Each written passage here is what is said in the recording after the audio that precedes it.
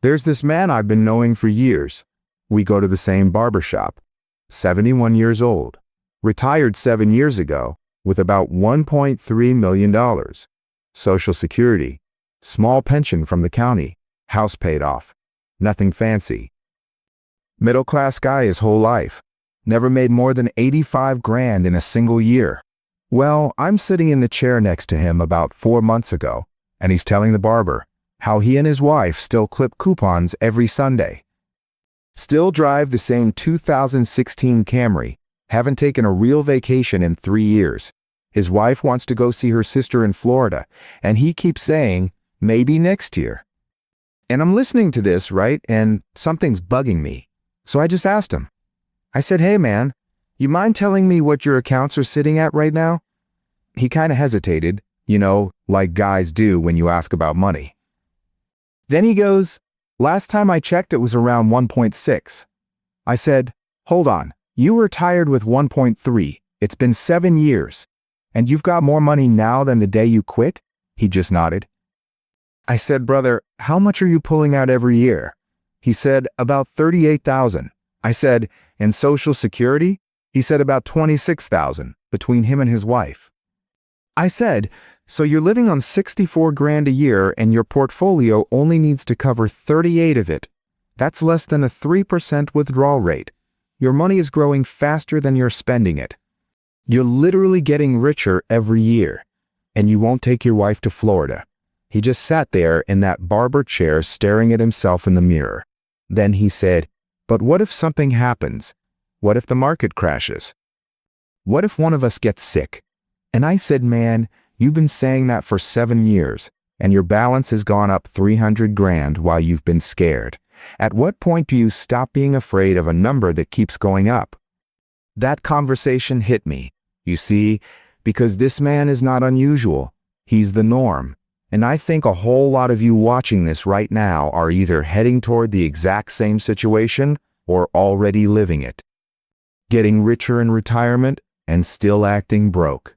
Still scared. Still clipping coupons. Still telling your wife, maybe next year? And nobody has ever explained to you why the money keeps growing or given you permission to actually use it.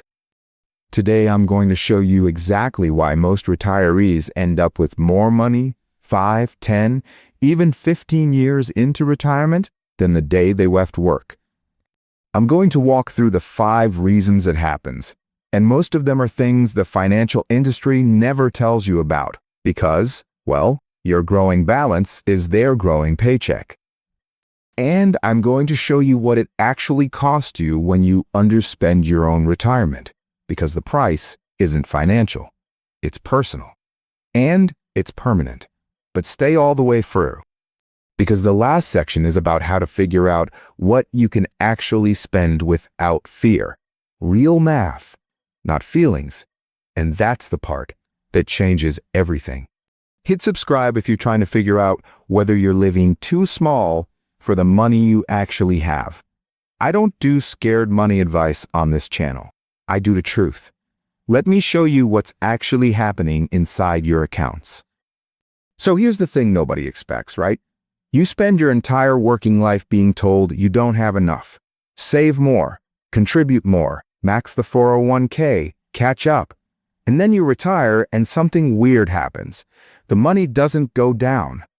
It goes up, and it keeps going up. And nobody prepared you for that. Because the entire system is built around the fear of running out, not the reality of having too much. According to Federal Reserve data, net worth for most households actually increases during the first decade of retirement.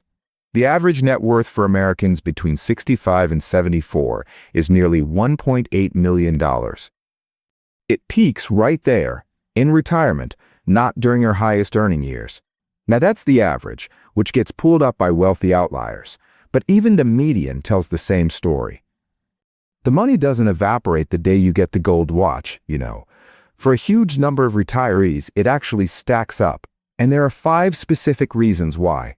Let me walk you through every single one. Reason number 1, and this is the biggest one, your spending drops off a cliff, and nobody warns you how much. You know how much it costs just to go to work every day? Think about it. Gas or train fare, parking, lunches out, the coffee every morning, work clothes, dry cleaning, the second car you only keep because both of you commute, the house you bought near the job instead of where you actually wanted to live. A major financial firm analyzed data from over 4.7 million households and found that average spending for retirees aged 60 to 64 is about $75,600 a year. By 75 to 79, it drops to around 61,000. By 90 to 94, about 52 grand. That's a 30% decline from the early 60s to the late 80s, right? Your expenses don't stay flat. They fall. And they fall steadily. I told the man at the barber shop, your spending at 71 is probably 15 to 20% lower than it was at 64 when you're retired. He thought about it and said, yeah, actually, we barely eat out anymore. Don't buy clothes like we used to. Don't drive as much. I said, that's $38,000 a year in withdrawals, doing the work of $50,000 in spending power, because your life just costs less than it used to. He never calculated that, you see. He was still budgeting like he was 55. Reason number 2, your portfolio doesn't stop working just because you stopped working. This is the one that gets guys, you know? You spend 30 years watching the balance go up while you contribute.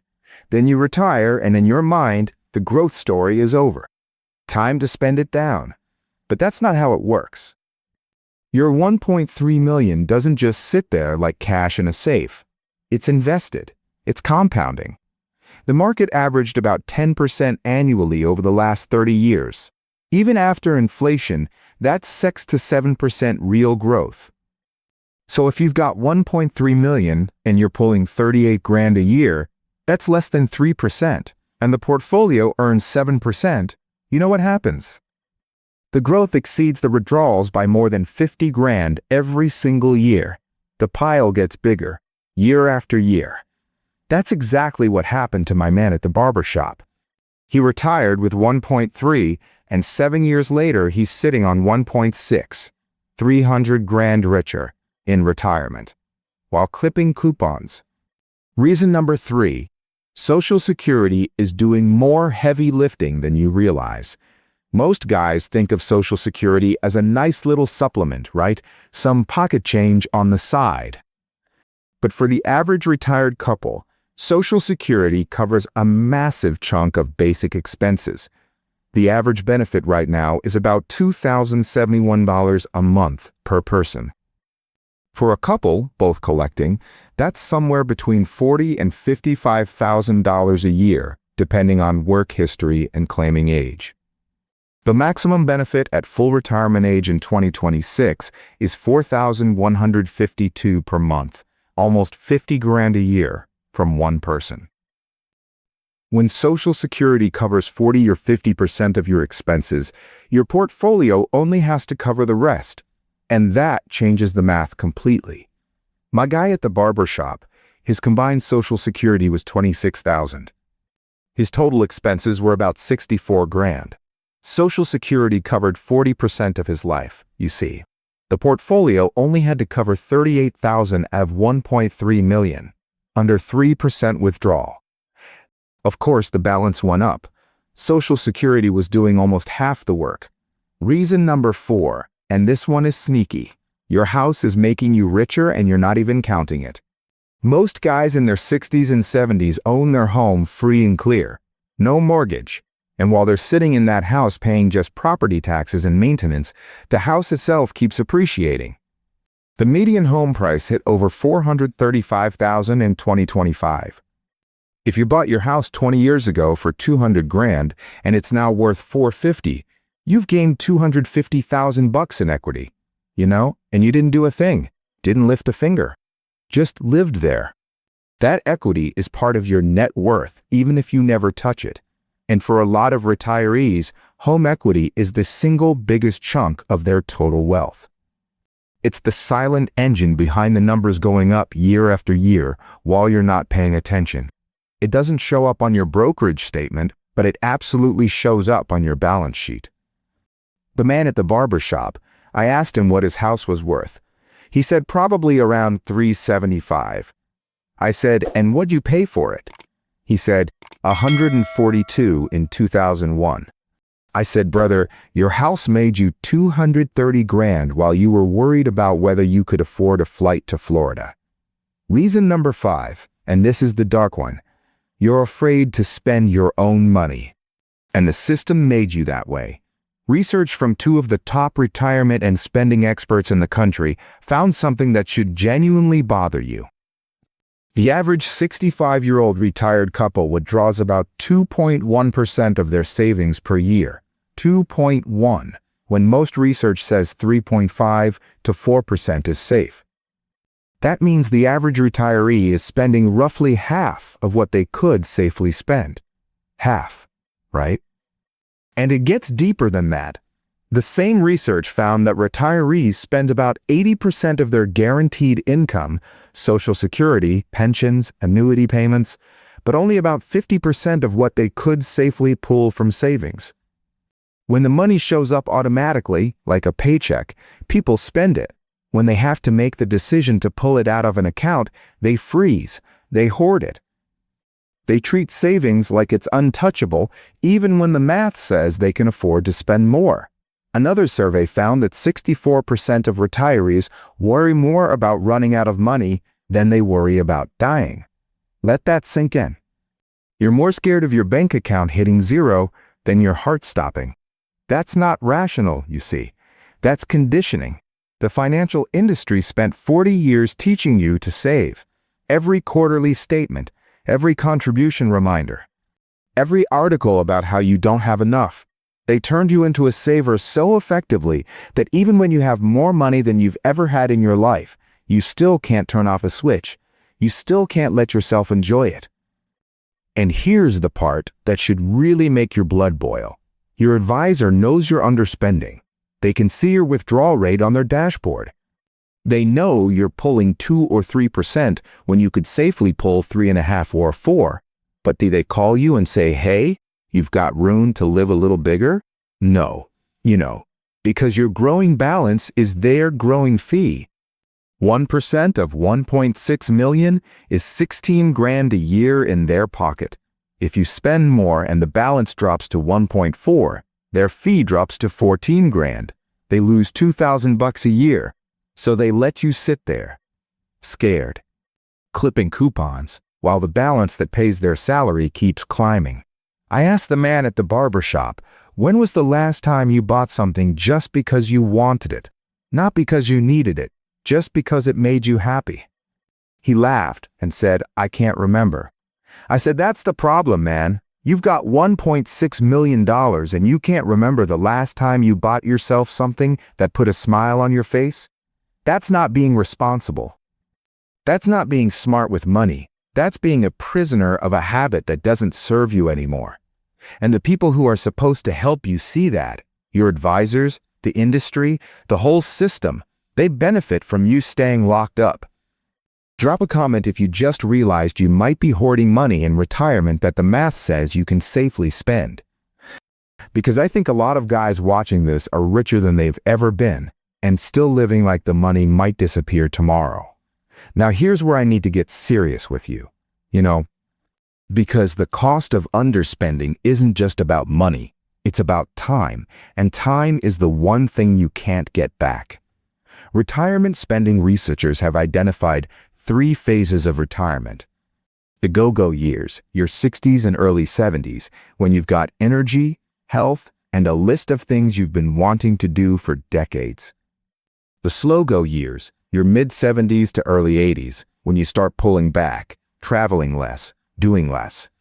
And the no-go years, late 80s and beyond, when your world gets smaller whether you like it or not. The go-go years are the window, right? That's when the trips happen. That's when you renovate the house. That's when you go see your sister in Florida. That's when you take the grandkids to Yellowstone. That's when you and your wife drive the coast of California or finally go to Italy or just spend a Tuesday morning fishing at the lake without looking at your phone. And here's the brutal truth. That window doesn't stay open forever. It closes. And it closes whether you spend the money or not. The money will be there at 85, your knees won't, your energy won't, and the people you want to share it with might not be either. The man at the barber shop is 71. He's in the late stage of his go-go years right now. In 4 or 5 years, the slow-go phase kicks in. The energy starts fading, the flights get harder, the long walks on the beach become short walks to the mailbox. The window is closing, and he's sitting on $1.6 million, saying maybe next year. And next year, his wife might not be healthy enough to fly. Next year, his sister might not be around. Next year, he might not be here, you see. None of us know. That 300 grand his portfolio grew over 7 years, he can't take it with him. His kids will inherit it. They'll use it to pay off a mortgage or buy a car. And his wife will never get the trip to Florida that she spent 7 years asking for. So how do you actually figure out what you can spend? Here's the math, right? Real numbers, no feelings. Take your annual expenses. Be honest about what you actually spend, not what you think you spend. For most retired couples, it's between 55 and 95 grand, depending on where you live and how you live. Subscribe your guaranteed income, Social Security, any pension, any annuity payments. Whatever shows up every month without you making a decision. That's your floor. For most couples, that's somewhere between $30,000 and $55,000 a year. The gap between expenses and guaranteed income is what your portfolio needs to cover. Divide that gap by your total portfolio. That's your actual withdrawal rate. You know, if that rate is under 3%, you are almost certainly underspending. Your portfolio is growing faster than you're drawing it down. You have room to spend more, and you should.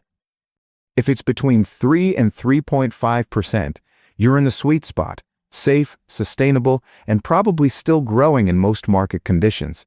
If it's between 3.5 and 4%, you're in a reasonable range. Keep an eye on it. Build some flexibility into your spending. Above 4%, you might want to tighten things up or look at the math more carefully. My guy at the barber shop, his gap was $38,000 on a $1.6 million portfolio.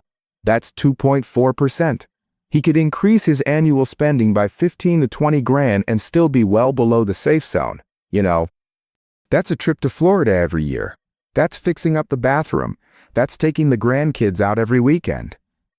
That's an extra $1,200 to $1,600 a month of living that his money can support, but his fear won't let him access.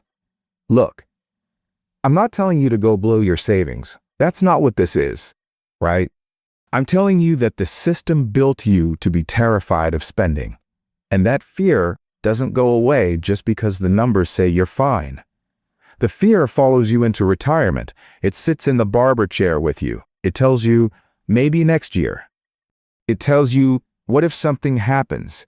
And it keeps telling you that until the window closes and the money is still there and the years are not. The man at the barber shop called me about 2 weeks after that conversation. He said him and his wife booked the flights to Florida, round trip, leaving in March. I said, it's about time, man. He said, yeah, well, I ran the numbers like you told me. Even with the trip, I'm still under 3%. And I said, how does that feel? And he got quiet for a second and said, it feels like I wasted 7 years being scared of math I never bothered to do. And his wife got on the phone and said to tell me thank you, because she'd been waiting 7 years for someone to give him permission to live. That's what this is. Not permission to be reckless. Permission to do the math and then trust it. Run your numbers tonight. Figure out your real withdrawal rate. And if the number says you can live bigger, you know? Because the portfolio doesn't care whether you go to Florida, but your wife does, your grandkids do. And the calendar doesn't stop moving for any of us. The money will outlast you. The question is whether you'll let yourself enjoy any of it before it does. Drop a comment. What's your withdrawal rate? Have you actually calculated it, or are you guessing and playing it safe because that's what 40 years of saving trained you to do? I want to hear where you stand. Because I think most guys watching this are sitting on more bucks than they realize and spending way less than they should.